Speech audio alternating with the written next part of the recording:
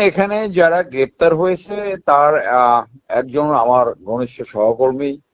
আমি তাকে দীর্ঘদিন ধরে চিনি এবং তিনি অনেকবার আমাদের চেম্বারে এসেছেন, লিগ্যাল পরামর্শ নিয়েছেন, এবং আমি সব যাচাই বাছাই করে দেখেছি যে সে নিজে কাউকে গুম করেনি এবং কাউকে ছেড়ে দেওয়ারও তার এখতিয়ার ছিল না।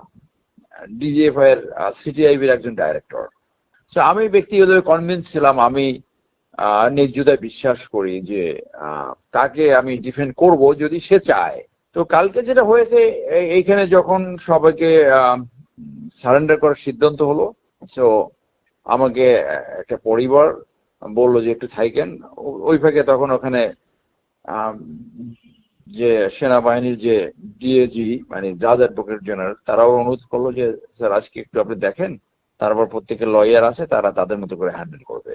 সো দ্যাটস হাউ কালকে আমি এই 15 জনের পক্ষে, এটা একদম প্রাথমিক ফর্মালিটিস, একেবারে প্রাথমিক পর্যায়ের ফর্মালিটিস, যে আদালতে সারেন্ডার করেছে, আদালত তাদেরকে পরিচয় জিজ্ঞেস করেছে এবং আদালত ওকলাতনামা তাদের কাছ থেকে ওকলাতনামা সাইন করার অনুমতি দিয়েছে। এখানে আবার প্রসিডিউর আছে, ওকলাতনামা আদালতের অনুমতি নিয়ে সাইন করতে হয় এবং ওকলাতনামা সাইন করার আগে কোনো ডকুমেন্ট পাওয়া যায় না।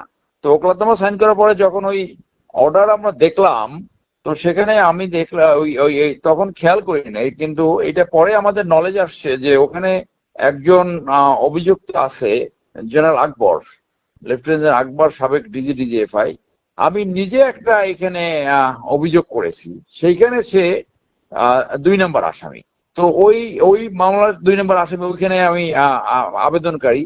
তো এই একই মামলায় আবার সে এখানে আসামি। তো এইটা একটা আপনার প্রফেশনাল মিসকন্ডাক্টের একটা ইস্যু এখানে থাকতে পারে। 3 জনের বিরুদ্ধে অভিযোগ করেছিলাম। একজন হলো সাবেক সেনাপ্রধান শফিউদ্দিন, এই 2 নম্বর ছিল এই DGFI major general Akbar Hossain, আর 3 নম্বর ছিল 15 লং কোর্সের একজন অফিসার, আমার নামে নাম মেজর জেনারেল সরোয়ার। আমাকে 2016 সালে বা ইললিগালি 11 ঘন্টা ডিটেন করে রাখছিল, আয়না করে পাঠায় না, হয়তো পাঠাতে পারতো।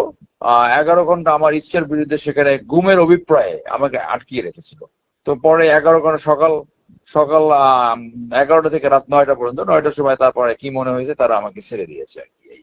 সেইটা হলো কমপ্লেন। তো সেই জন্য যেহেতু এখানে একটা প্রফেশনাল মিসকন্ডাক্টের ইস্যু আছে, এবং আপনি জানেন যে আমাদের বার কাউন্সিল অর্ডারে যে কাস্টমার ইটিকেট, সেখানে একসাথে 2 পক্ষকে রিপ্রেজেন্ট করা যায় না। হ্যাঁ, তো এইটা এই ইস্যুটা, এবং এটা এখানে আলাদা করার সুযোগও নাই কোনো। তো সেই জন্য আমি বাই ল আমার এখানে তাদেরকে রিপ্রেজেন্ট করা সুযোগ নাই।